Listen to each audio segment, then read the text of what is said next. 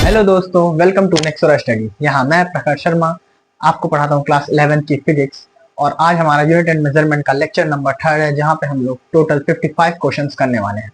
पहले मैं यहाँ पे क्वेश्चन लिखूंगा, फिर आप लोग उसका आंसर कीजिएगा और उसके बाद मैं वीडियो पॉज करके आंसर कीजिएगा और फिर मैं उसके बाद खुद यहाँ पे सॉल्यूशन करूंगा। ठीक है, तो क्वेश्चन के लिए मैं वही वाला पीडीएफ जो आप लोग को ग्रुप में भेज चुका हूँ, टॉपिक प्रैक्टिस 1 नाम से, उसी से क्वेश्चन लूंगा। ठीक है, चलिए शुरू करते हैं। पहला question, A is a fundamental quantity. A is a fundamental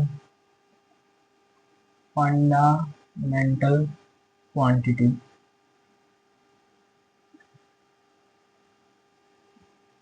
Here A refers to, ये MCQ बेस्ड क्वेश्चन है। टोटल MCQ 18 है, उसके बाद 100 वेरी शॉर्ट और शॉर्ट, ये सब है। सॉरी, MCQ 9 है बस, उसके बाद वेरी शॉर्ट और शॉर्ट है। ए रिफर्स टू, तो आपके ऑप्शन है, पहला ऑप्शन मास, दूसरा ऑप्शन वेलोसिटी, तीसरा ऑप्शन एक्सेलरेशन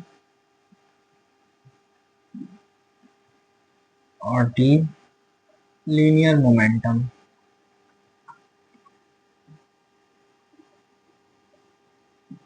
देखो, मास वेलोसिटी मैंने बता दी थी, वो वाला formula d is equal to v upon v into t वाला। एक्सेलरेशन क्या होता है मैं बता देता हूँ, कितनी रेट से वेलोसिटी चेंज होती है, मतलब ये वेलोसिटी पे डिपेंड करता है। ठीक है, मैं हिंट दे रहा हूँ, आप लोग इसे आंसर बताइए। और लीनियर मोमेंटम क्या होता है, मास इंटू वेलोसिटी। ठीक है, और एक ये मास दिया है, तो इनमें से कौन सा ऑप्शन होगा जल्दी बताइए। तो ठीक है, इसका आंसर होगा ए मास। क्यों? क्योंकि यहाँ पे बोला है कि ए एक फंडामेंटल क्वांटिटी है और ए कौन सी इनमें पहचानने हैं। तो सबसे पहले मान लो मास लेते हैं, तो मास क्या एक फंडामेंटल क्वांटिटी? हाँ है, 7 फंडामेंटल क्वांटिटी मास सबसे पहले था। वेलोसिटी है क्या? नहीं, वेलोसिटी डिपेंड करती है लेंथ पर और टाइम पर।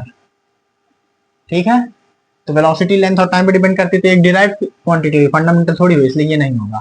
उसके बाद एक्सेलरेशन है। एक्सेलरेशन मैंने बताया था कि वेलोसिटी किस रेट से चेंज होती है, मतलब कि वेलोसिटी का चेंज ऑफ रेट, मतलब वेलोसिटी कितनी रेट से चेंज होती है, उसको v अपॉन टी, एक्सेलरेशन बराबर v अपॉन टी ऐसे लिखते हैं। तो एक्सेलरेशन भी वेलोसिटी पे डिपेंड करता है, मैंने यही बोला था। तो एक्सेलरेशन जब डिपेंड कर रहा है वेलोसिटी पे, और वेलोसिटी कोई क्वांटिटी ही है, तो ये तो फंडामेंटल क्वांटिटी नहीं होगा। उसके बाद बचा लीनियर मोमेंटम। लीनियर मोमेंटम मैंने फॉर्मूला था मास इनटू वेलोसिटी, देखो दोनों पे डिपेंड कर रहा है, इसलिए ये भी नहीं होगा, सिर्फ बचा मास, और mass is the correct answer. चलिए फिर अगला क्वेश्चन करते हैं। ये हमारा नेक्स्ट क्वेश्चन, जो कि एक बहुत ही इंपॉर्टेंट क्वेश्चन है। इसको तुम्हें इसका आंसर याद ही रखना पड़ेगा। वैसे कभी सीबीएसई पूछा नहीं, पर इसमें दिया है, याद रखना। जो 1 मीटर होता है वो डिफाइंड होता है कि यार ये क्रिप्टन होता है, क्रिप्टन 86 इसका एटॉमिक नंबर होता है, उसकी वेवलेंथ होती है। देखो ये आंसर होगा, पहले बता दे रहा हूँ। 1 मीटर डिफाइंड होगा 1650763.73 वेवलेंथ ऑफ क्रिप्टॉन, ये डिफाइंड ही ऐसा है, इसलिए ये वाला आंसर तुम लोग को याद रखना पड़ेगा। ठीक है, इसको लिख लो, रिमेंबर एज अ रिजल्ट ही। वैसे याद रखो ना रखो कोई दिक्कत, इंपॉर्टेंट क्वेश्चन नहीं है। अरे यार, rare file, remember as a result. ठीक है, याद रखना 1 मीटर को डिफाइन किया जाता है 1650763.73 वेवलेंथ ऑफ क्रिप्टन 86। 86 मतलब उसका एटॉमिक नंबर है। क्रिप्टन एक एटॉमिक वो सॉरी एलिमेंट है, पीरियोडिक टेबल में देख सकते हैं आप लोग। ठीक है, इसको नोट करो, फिर अगला क्वेश्चन करें। ये इंपॉर्टेंट क्वेश्चन नहीं है, पर हो गया, याद रख सकते हो। तो ये रहा अपना नेक्स्ट क्वेश्चन, जल्दी से सॉल्व करो, फिर मैं यहाँ सॉल्व करके दिखाता हूँ। ठीक है, तुम लोगों ने कर ही लिया होगा मानता हूँ मैं। ठीक है, इसका आंसर होगा बी ऑप्शन। कैसे देखते हैं, द सॉलिड एंगल, देखो सब कुछ मैंने बताया था। अगर चलो फेरी फेरी मतलब नहीं होता, फेरी फेरी मतलब एक डिस्क टाइप का। ठीक है, एक solid angle subtended by the ferry ferry. Ferry ferry मान लो एक डिस्क, मैंने बोल दिया। ठीक है, एक डिस्क है, ये एक डिस्क है, डिस्क डिस्क डिस्क। ठीक है, ये डिस्क है।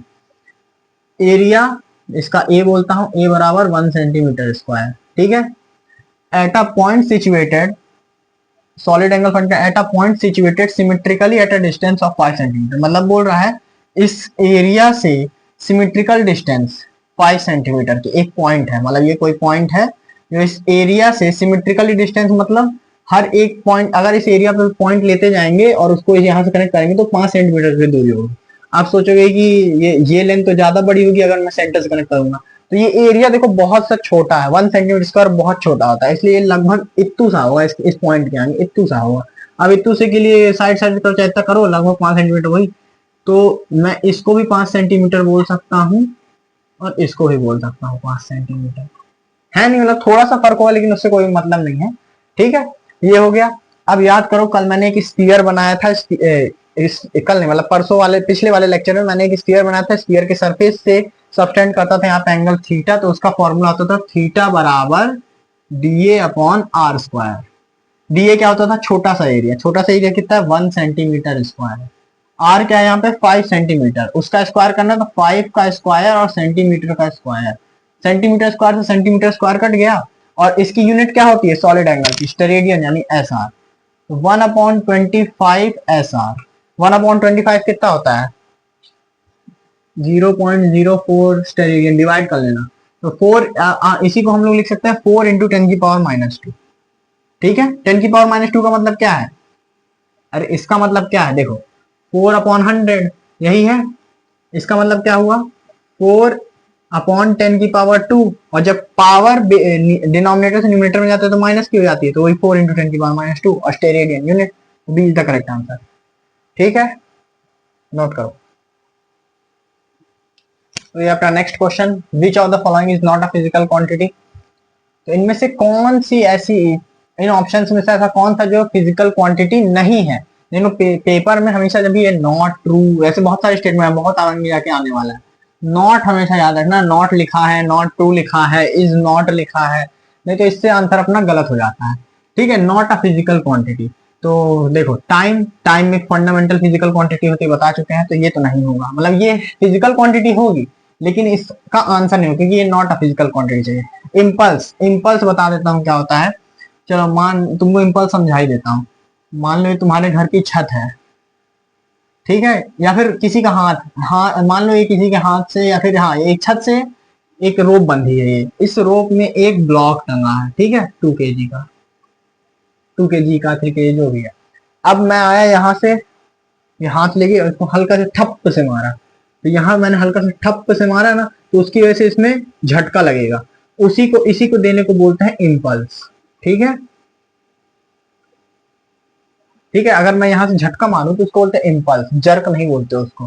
ठीक है, इसको बोलते हैं इम्पल्स। इम्पल्स भी एक फिजिकल क्वांटिटी होती है, आगे जाके आगे आने वाले चैप्टर में इसको पढ़ेंगे। ठीक है, उसके बाद मास, मास भी एक फंडामेंटल फिजिकल क्वांटिटी है, ये भी नहीं होगा, ये भी नहीं होगा, बचा यही, यही होगा। क्यों, किलोग्राम क्या है कमेंट बताओ। किलोग्राम फिजिकल क्वांटिटी नहीं है तो क्या है, और किसका क्या है। तो ये अपना नेक्स्ट क्वेश्चन बहुत ही इजी सा, इससे हम बहुत ही वाकिफ होंगे आप लोग, क्योंकि मैंने इसको बार बार चिक चिक के बताया है। The quantity having same unit in all the system of units. Mass नहीं, मैंने पढ़ा था एमजीएस में केजी होता है, सीजीएस में ग्राम होता है, तो ये गलत। टाइम, हाँ टाइम, टाइम कभी नहीं बदलता, फिजिकली नहीं बदलता, वो हमेशा उसकी यूनिट क्या रहती है सेकेंड रहती है, इसलिए यही सही होगा।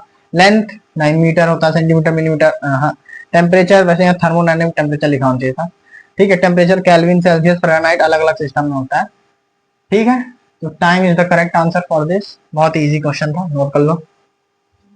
तो 6 क्वेश्चन एक याद करने वाला है, क्योंकि आपने अभी कैपेसिटेंस नहीं पढ़ा, और कैपेसिटेंस पूरी 11th में आपको पढ़ने नहीं है। कैपेसिटेंस 12th में 3rd चैप्टर में आएगा।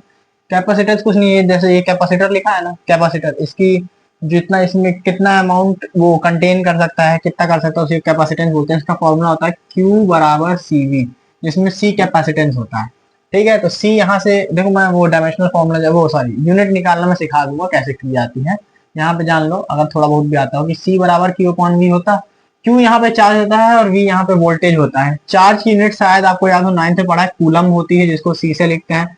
और वोल्टेज की पोटेंशियल डिफरेंस की यूनिट वोल्ट ही होती है, जिसको ऐसे लिखते हैं। तो C अपॉन V को CV इनवर्स लिख सकते हैं, इसका ऑप्शन C करेक्ट होगा। ठीक है, ये याद करने वाला कैपेसिटेंस की यूनिट, या देखो 11th में पूछा ही नहीं जाएगा, टेंशन मत लो। बस हाँ, ये वैसे यूनिट एंड मेजरमेंट पूरा चैप्टर आपको 11th 12th खत्म होने के बाद पढ़ाना चाहिए, पता नहीं स्टार्टिंग में क्यों दिया रहता है। ठीक है, तो इसको कॉपी कर लो चाहे मत करो, कोई दिक्कत नहीं है, इंपॉर्टेंट नहीं है क्वेश्चन। ये क्वेश्चन बहुत इंपॉर्टेंट है, ऐसे क्वेश्चन आने के बहुत ज्यादा चांसेस, इसको इंपॉर्टेंट मार्क कर लेना। और मैं इसी क्वेश्चन से आपको एक नई चीज सिखाने वाला हूँ। The damping force on an oscillator is directly proportional to velocity unit of what is the unit, ये खत्म हो, unit of constant of proportionality बताना है क्या है। ठीक है, डैम्पिंग फोर्स, अरे डैम्पिंग फोर्स पता नहीं क्या होती है, फोर्स बस बोल रहा था, फोर्स को हम लोग एफ से लिखा जाता है। फोर्स का आपको एक फॉर्मूला याद होगा, force is equal to mass into acceleration, याद है?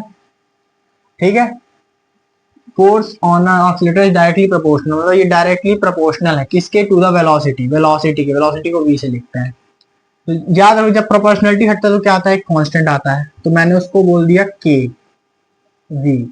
ठीक है, हमसे पूछा है कि के की यूनिट क्या होगी।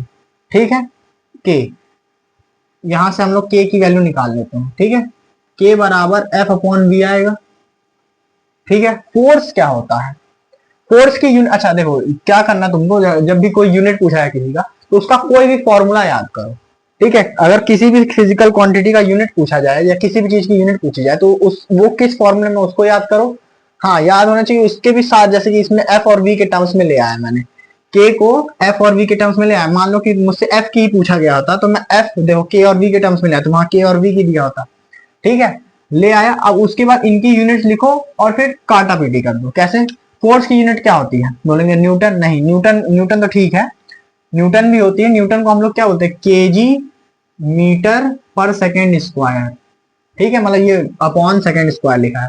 मास की यूनिट केजी, एक्सलरेशन होता है, देखो एक्सलरेशन क्या होता है, एक्सलरेशन होता है v अपॉन टी, वेलोसिटी क्या होता है मीटर पर सेकेंड, और टाइम क्या होता है सेकंड, तो ये मीटर पर सेकंड स्क्वायर, ऐसे इसकी यूनिट आ गई एक्सलरेशन की। तो मीटर पर सेकंड स्क्वायर पर मतलब डिवाइड में इसलिए -2 लगा है, KG metre per second square, तो लिख दो उसकी जगह, तो यहाँ पे लिख देता हूँ केजी मीटर एस की पावर -2 अपॉन वेलोसिटी की यूनिट क्या होती है, वेलोसिटी मतलब स्पीड टाइप का, मीटर पर सेकंड यानी एस की पावर -1। तो यहाँ से क्या क्या कट रहा है, देखो ये कटा, ये कटा, -1 ऊपर जाके +1 हो जाएगा, तो ये हो जाएगा +1। ठीक है, तो इसकी यूनिट यूनिट निकालना है। ठीक है, यूनिट क्या होगी, केजी सेकंड इनवर्स।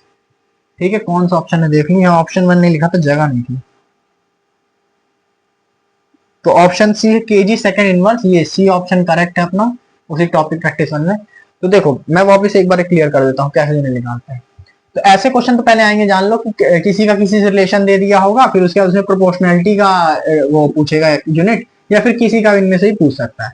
दूसरा कि यूनिट कैसे निकालू, अगर जिस चीज की यूनिट पूछा है वो किस फॉर्मूले में, जैसे कि मान लो कल को आ गए मैग्नेटिक फील्ड, अब मैग्नेटिक फील्ड का 12th क्लास में एक फॉर्मूला होता है, force is equal to Q V B. ठीक है, फोर्स अपॉन क्यू बी हो जाता बी, तो वहां से मैग्नेटिक फील्ड की वैल्यू आ जाती, मतलब कि यूनिट आ जाती। वैसे यहाँ पे मेरे को के की यूनिट चाहिए थी, तो मैंने के को हट एकदम अलग कर दिया, एफ और बी के टर्म्स में इनकी यूनिट्स लिखी और काट दिया, जो बचा वो इसकी यूनिट हो गए, खत्म।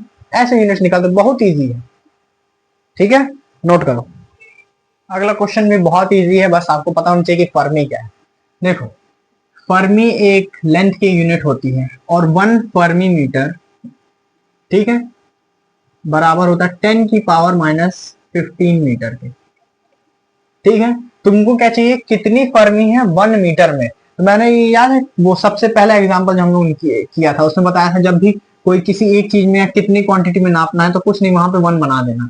तो यहाँ पे 1 बनाने के लिए क्या करेंगे, इसको नीचे भेज देंगे, नीचे भेज देते हैं, तो 1 अपॉन 10 की power -15 fermi is equal to 1 metre, मतलब 1 मीटर में इतनी फर्मी है। 10 की पावर -15 नीचे है, ऊपर जाएगी तो क्या हो जाएगा 10 की पावर 15, तो 10 की power 15 fermi is equal to 1 metre, मतलब कि 1 मीटर में 10 की पावर 15 फर्मी होता है। ठीक है, फर्मी मीटर, इसका ऑप्शन कौन सा था, ऑप्शन सी, इसका ऑप्शन सी करेक्ट है, मैंने ऑप्शन नहीं लिखा ऐसे ही, तो बहुत इजी क्वेश्चन है। बस आपको पता होना चाहिए कि फर्मी क्या होता है, मतलब फर्मी तो एक लेंथ की यूनिट होती है, कंपैरिजन में उन्हीं यूनिट में करेंगे ना, लेंथ की सेम फिजिकल क्वांटिटी की यूनिट्स में करेंगे ना। तो फर्मी कितना होता है बस ये याद रहना चाहिए, तो 1 फर्मी 10 की पावर 15 मीटर, ये आप लोग को 11th में तो काम का है नहीं, 12th में एटम नाम का चैप्टर था तब वहां फर्मी की जरूरत पड़ती, वरना 11th में तो बिल्कुल जरूरत नहीं है। तो अपना नेक्स्ट सवाल थोड़ा कैलकुलेटिव है, थोड़ा सा एकदम इतू सा। ठीक है, तो और ये लास्ट एमसीक्यू का क्वेश्चन है, मैंने ऑप्शन नहीं रखे, इजी है क्योंकि number of degree present in 1 radian, पुराने क्वेश्चन की तरह। पहले तो डिग्री और रेडियन में रिलेशन, हाँ याद आ रहा है, 180 डिग्री बराबर होता है पाई रेडियन के। ठीक है, सी लिख देता हूँ। ठीक है, अब number of degree present in 1 radian, मतलब रेडियन 1 चाहिए, मतलब यहाँ पे 1 चाहिए, तो यहाँ का पाई यहाँ भेज दो। 180 बटा पाई बराबर 1 रेडियन। तो 1 रेडियन में इतने डिग्री होता है, 180 बटा पाई। अब एमसीक्यू आएगा तो मतलब कि ऐसे तो करेंगे नहीं, मतलब कि एमसीक्यू में ये वाला ऑप्शन तो दिया नहीं, इतना इजी तो होगा नहीं, थोड़ा सा कैलकुलेशन करा लेगा। पाई की वैल्यू यहाँ पे मैं 22/7 भी रख सकता हूँ, 3.14 भी रख सकता हूँ। मैं यहाँ पे रखना चाहूँ 22/7 क्योंकि मुझे आसान लग रहा है।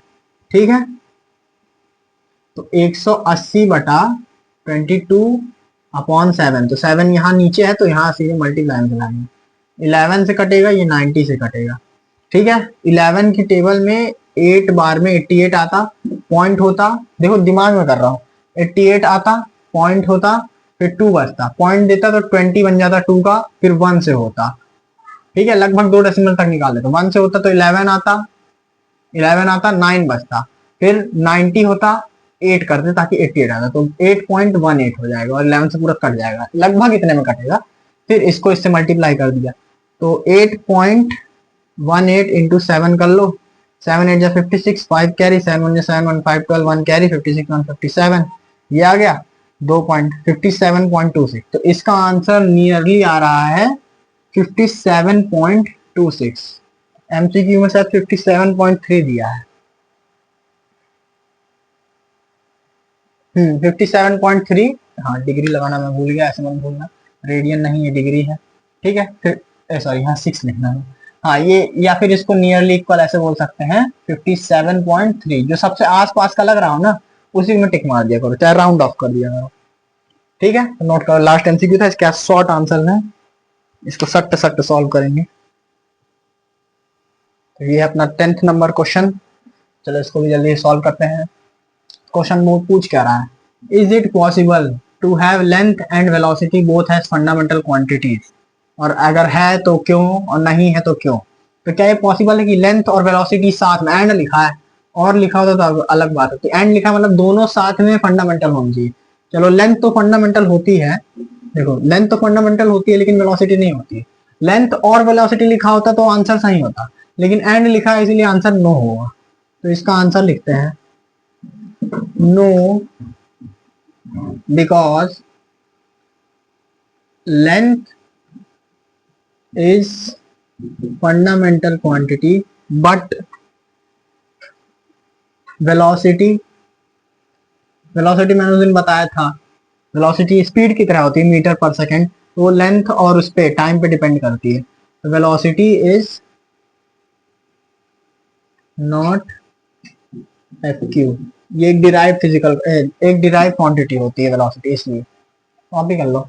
ऐसे बहुत इजी क्वेश्चन था, लॉजिकल वाला, जो तुम लोग को खुद से बन जाता। 11 12 13 वही कन्वर्जन वाले क्वेश्चन थे जिनका मैंने 2-3 एग्जांपल तुम लोगों को करा दिया है, इसलिए वो होमवर्क में दे रहा हूँ।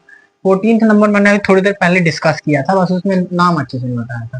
तो पूछ रहा है ऐसी कौन सी यूनिट है जो मेजर करती है साइज ऑफ न्यूक्लियस, साइज मतलब लेंथ ही से बात हो रही है, तो लेंथ वाले कोई यूनिट होगी, मीटर सेंटीमीटर ऐसा फला नहीं पाना। अब न्यूक्लियस क्या होता है, तो न्यूक्लियस जिसको नहीं पता है सुन लो, जिसको पता है बहुत अच्छी बात है। तो पता है कोई भी मैटर होता है किस चीज का बना होता है,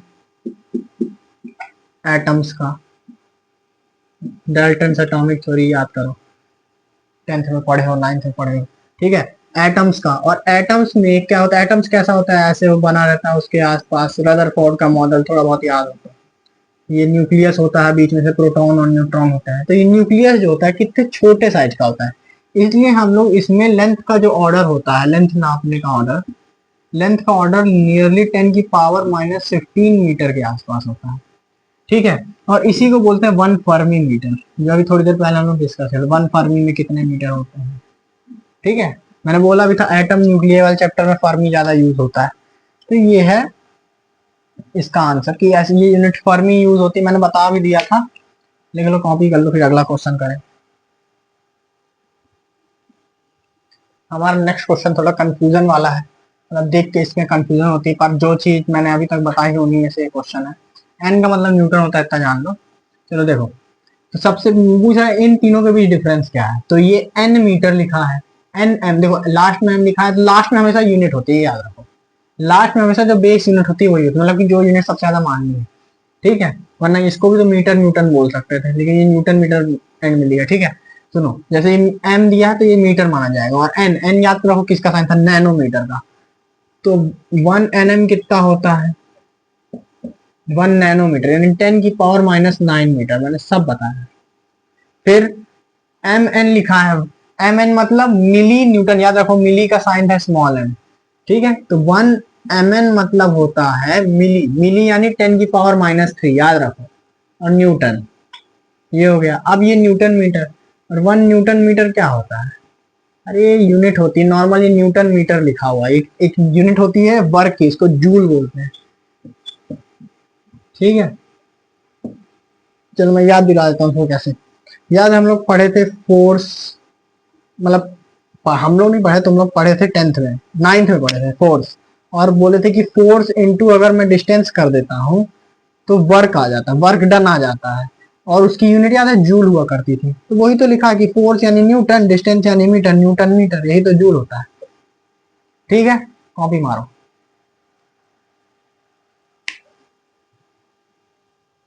बाकी 3 क्वेश्चन बचे हैं, वही कन्वर्जन वाले हैं, और मतलब एक कन्वर्जन का है, वही कि एक एमयू कितना केजी होता है, तो जान लो 1 AMU 1.66 × 10⁻⁷ होता है, जो तुम लोग मोल कंसेप्ट पढ़ते हो केमिस्ट्री में, याद ही रखना पड़ता है इसको।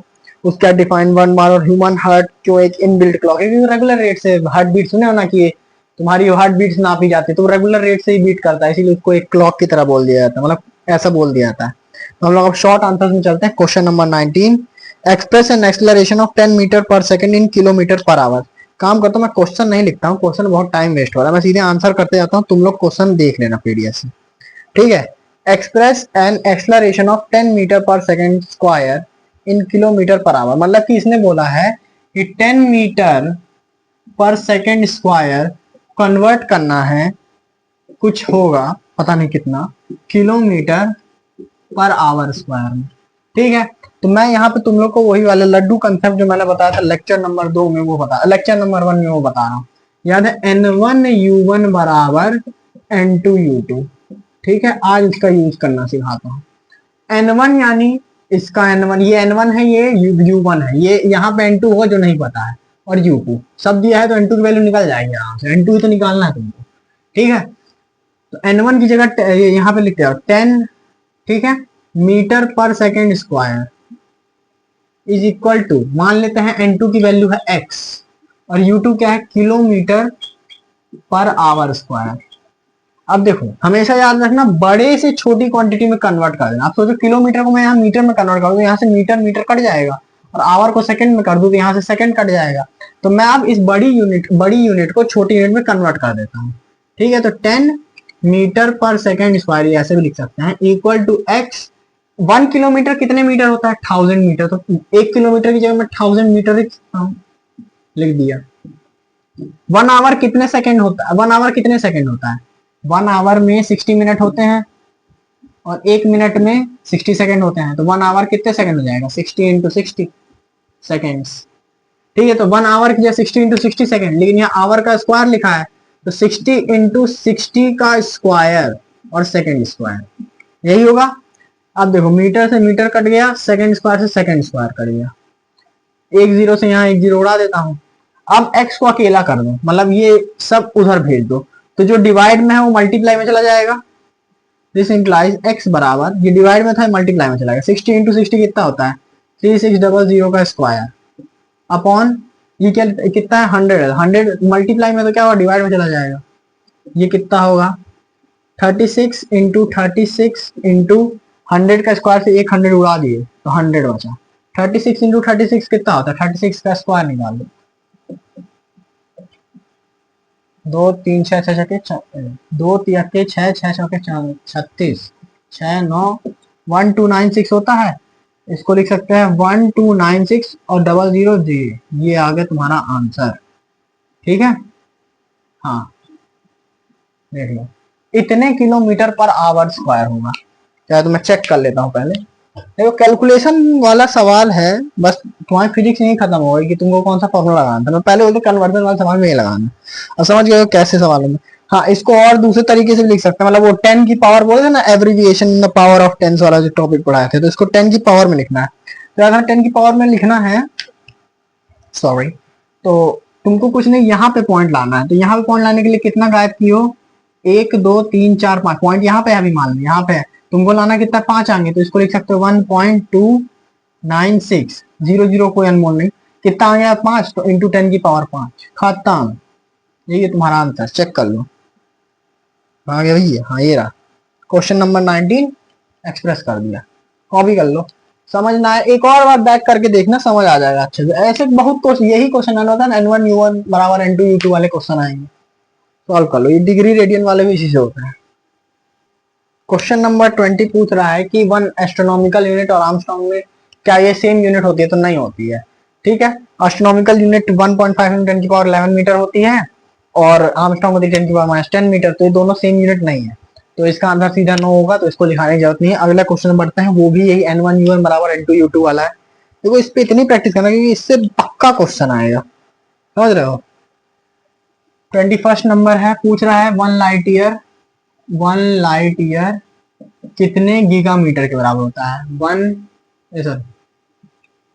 एक्स गीगामीटर, गीगामीटर, ठीक है, जीएम गीगामीटर, ये वो ग्रेविटेशनल कांस्टेंट नहीं ना। ठीक है, 1 लाइट ईयर कितना होता है, 9.46, हाँ 9.46 इंटू 10 की पावर 15 मीटर, ये 1 लाइट ईयर होता है। ठीक है, is equal to X into giga कितना होता है, 10 की पावर 9, अब मीटर, मीटर से मीटर कट, N1 U1 बराबर N2 U2 लगाया, 9 से काटा 15 को, तो यहाँ बचेगा 6, एक्स, एक्स की वैल्यू कितनी हो गई, 9.46 इंटू 10 की पावर 6, लो आ गया आंसर। सही है, चेक कर लें।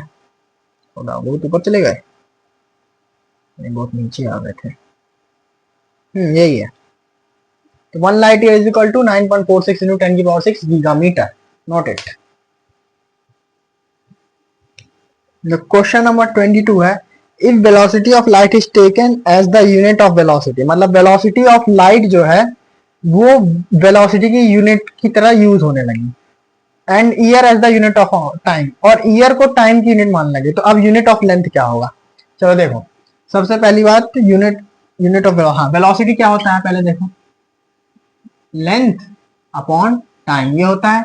मैंने बोला वेलोसिटी की जगह वेलोसिटी ऑफ लाइट ले रहे हैं, तो ये वेलोसिटी की 3 इंटू 10 की पावर 8 मीटर पर सेकेंड लिख दूं, बराबर किसके बराबर होगा, what must be the unit of length, length ये है, लेंथ की जगह एल, लेंथ ही पता लगानी है, और टाइम है 1 ईयर, 1 ईयर यानी 365 days, 1 day has 24 hours, 1 hour has 60 minutes, 1 hour has 60 minutes and 60 minutes have 60 seconds, तो ये सेकेंड, ठीक है, ये मीटर में होगा जो भी है, ठीक है, ये हो गया 60 सेकेंड, यहाँ सेकेंड से सेकेंड कट गया, ठीक है।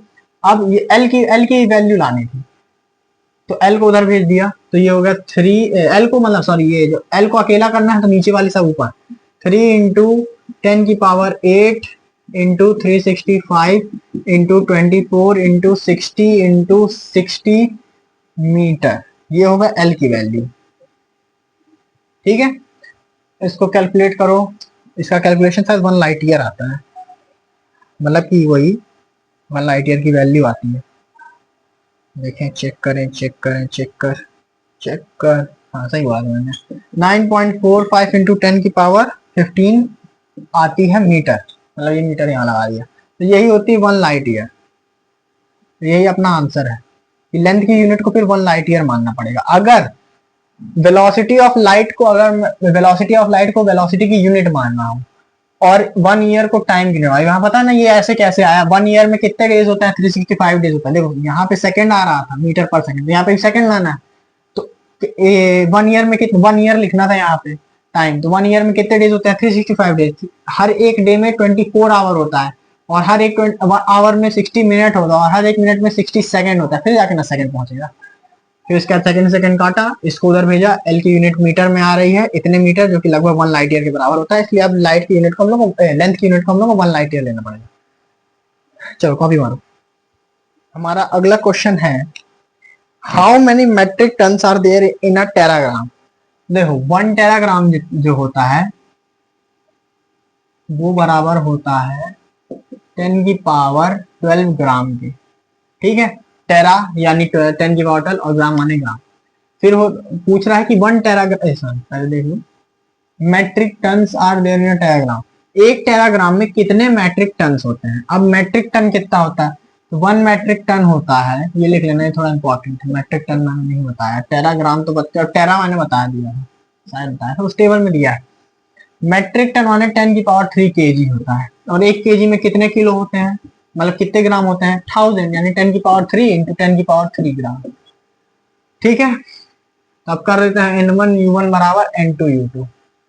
मैंने पूछा है एक टेराग्राम में कितने मैट्रिक टन होते हैं, तो मैं 1 टेराग्राम ही लूंगा, N1U1। N2 पता नहीं है, N2 को बोल देता हूँ X, और 1 मैट्रिक टन का वो U2 कितना है, इतना होगा 10 की पावर 6 ग्राम। ग्राम से ग्राम गया, 10 की पावर 6 से 10 की पावर 6 बचा, तो X बराबर 10 की पावर 6, मतलब एक टेराग्राम में 10 की पावर 6 मैट्रिक टन होते हैं। ठीक है, आंसर चेक करें। Yes, correct. देख लो, ये बस नया था यहाँ पे, ये टेरा, उस जो मैंने वो भेजा था पीडीएफ, उसमें टेरा लिखा था, 10 की पावर 12 को टेरा बोलते हैं। ठीक है, मैट्रिक टन मैंने अभी नया बताया, इसको लिख लेना। ऐसे मैट्रिक टन मैंने सुना भी नहीं था आज तक। 24th नंबर जो क्वेश्चन है वो पूछ रहा है what is common between bar and torr. तो मैं पहली, बार और टॉर जो होता है वो होती है प्रेशर की यूनिट्स। ठीक है, और 1 बार होता है 760 टॉर, जो कि आगे जाके अपन को पढ़ना है, मतलब वो फ्लूइड मैकेनिक्स वाले चैप्टर में पढ़ना है। ठीक है, तो ये नहीं मैं कराऊंगा, थ्योरी वाला है। अगला क्वेश्चन है मास ऑफ प्रोटॉन दिया है, how many protons would make 1 ग्राम। देखो बोल रहा है कि मास ऑफ प्रोटॉन है, मास ऑफ प्रोटॉन है 1.67 इंटू 10 की पावर माइनस 27 केजी है ना, हाँ 27 केजी। तो पूछ रहा है, मान लो नंबर ऑफ प्रोटॉन्स n है, कितने नंबर ऑफ प्रोटॉन से टोटल वेट बनेगा 1 ग्राम। टोटल वेट कितना है, m टोटल बराबर 1 ग्राम। ठीक है, अच्छा मान लो, अच्छा कोई भी चीज, जैसे कि एक बॉक्स लिया तुमने, एक बॉक्स लिया है, उस बॉक्स में 100 केजी एप्पल है, और हर एक एप्पल का वेट 1 केजी है, मान लो, होता नहीं है लेकिन मान लो, तो उसमें टोटल कितने एप्पल होंगे, 100। तो बहुत इजी था, तुमने क्या किया, कोई फॉर्मूला बताना पड़ा नहीं, सीधे लॉजिक आया। कैसे, टोटल वेट क्या होगा, किसी एक का वेट और कितने हैं टोटल उसका, है ना, यही होता है ना। क्योंकि देखो एप्पल का वेट 1 केजी था और 100 एप्पल थे, मैं पूछूं कि एक एप्पल का वेट 1 केजी है और सारे आइडेंटिकल एप्पल, आइडेंटिकल मतलब वेट कलर सब सेम है उसका, और उस वो 100 है टोटल, तो टोटल वेट कितना होगा 100। क्या किया तुमने, total number of apples into weight of 1 Apple, तो यहाँ पे वही करना है। टोटल वेट दिया है तो टोटल मास क्या होगा, टोटल मास, देखो फॉर्मूला बना दिया हमने, टोटल मास बराबर mass of proton into number of proton.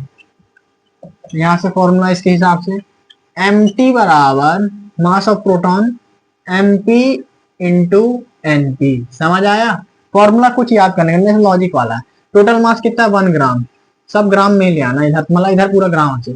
Mass of proton कितना 1.67 इंटू 10 की power minus 27 KG. 1 KG is equal to 10 की पावर 3 ग्राम्स। उसके नंबर ऑफ प्रोटॉन कितना है नहीं पता, यही पता लगाना है, ग्राम से ग्राम गया। अब इसको यहां भेज दो तो आ जाएगा नंबर ऑफ प्रोटॉन, मेरे ख्याल से इसका आंसर आएगा 6.25 इंटू, यहाँ 10 की पावर कितना हो जाएगा ये 24, तो वहां हो जाएगा 23, 10 की पावर 23, इतने प्रोटॉन होंगे, चेक कर लेना।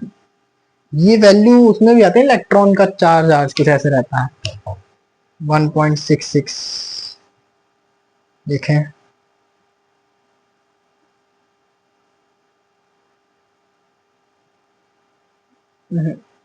ओप्सी, थोड़ी गड़बड़ है, 6.25 नहीं होगा, कैलकुलेशन एरर में थोड़ा, ये होगा 5.99, मतलब लगभग 6 होगा, इंटू 10⁻23 पावर सही था, ये कैलकुलेशन गड़बड़ थी, भूल गया हूँ मैं। ठीक है, तो इतने नंबर ऑफ प्रोटॉन है, फॉर्मूला सही है, फॉर्मूला सही है। मैंने कुछ नहीं किया, इसको यहाँ मल्टीप्लाई में था, डिवाइड में, जब 1 अपॉन ये करोगे तो ये आता है। ठीक है, करके देख लें। देखो 1 अपॉन 1.67 कर देते हैं, और इसको उधर भेजेंगे तो 10⁻27 हो जाएगा, सॉरी 10⁻24 हो जाएगा, 24। इसको 23 बना देता हूँ, यहाँ 10 दे देता हूँ, 10/1.67 इंटू 10⁻23, ये हो गया। इसको सॉल्व कर लेंगे तो यही आएगा, देखना। ठीक है, इसको लिख सकता हूँ 10/1000/167। ठीक है, इसको मैं करूंगा, बहुत ज्यादा आ रहा है, गलत है ये, नहीं इसमें गलत लिखा, 6.25 ही होगा भाई, 6.25 हो भाई, मेरे को पता है, उसमें गलत दिया है, कैलकुलेटर से कर लेना चाहे तो। 6.25 ही सही है, 5.99 गलत है, ये सही है, ये गलत है। ठीक है, इसको करने का यही आता है, मैं किया हूँ भाई। 26 पूछ रहा है, why length mass and time are considered the base quantities in mechanics. देखो सीधी बात है, लेंथ मास और टाइम को बेस यूनिट से मानते हैं, इससे सिंपल कुछ नहीं होता है, इससे सिंपलर कुछ नहीं होता है मैकेनिक्स में। और जितनी भी अदर मैकेनिक्स में वो होती हैं क्वांटिटीज, उनको इनके टर्म्स में एक्सप्रेस किया जा सकता है, और लेंथ मास यूनिट इनको किसी भी एक दूसरे से मतलब डिराइव नहीं किया जा सकता है। ये 3 रीजंस हैं जो कि लिखे हुए हैं, थ्योरेटिकल क्वेश्चन है। उसके बाद अगला है, express the average distance of earth from the sun in light year and parsec. ठीक है, कर देते हैं, यही N1U1 वाला है। देखो, हाँ मैंने बताया था, 1 एस्ट्रोनॉमिकल यूनिट होता है ना शायद, वो डिस्टेंस जो होता है, वो डिस्टेंस कितनी होती है, 1 एस्ट्रोनॉमिकल यूनिट होती है। ठीक है, AU याद करो, एस्ट्रोनॉमिकल यूनिट के डेफिनेशन बताया था, distance of sun from the earth 1 astronomical unit, मतलब हमको डिस्टेंस मिलेगा, इसको किस में कन्वर्ट करना है, पहला तो लाइट ईयर में करना है, दूसरा पारसेक में करना है।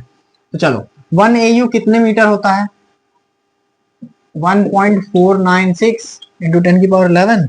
यस, थोड़ा बहुत हमको याद है, थोड़ा बहुत नहीं याद है। ये 1 AU हो गया, और 1 अगला कौन सा था, 1 लाइट ईयर ना, 1 लाइट ईयर तो अभी बहुत बार ले लिया हम लोग।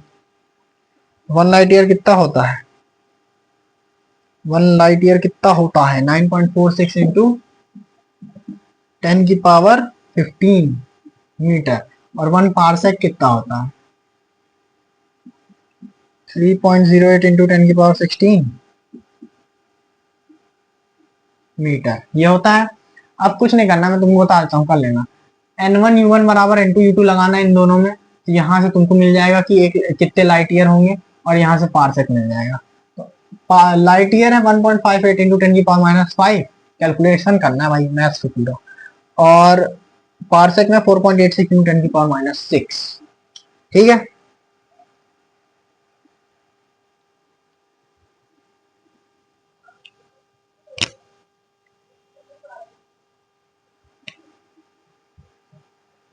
तो वीडियो थोड़ा ज्यादा बड़ा बन रहा था, तो मैंने सोचा कि इतना ज्यादा तो नहीं कर पाएंगे। मैंने लगभग 20 क्वेश्चन बताए हैं करके, और 7 से 8 क्वेश्चन तुम लोगों को करने होंगे। 27वां नंबर है, तो मान लो मैंने तुम लोग को 10 तो दिए होंगे, तो मैंने 17 18 17 16 17 क्वेश्चन तुम लोग को बताए करना।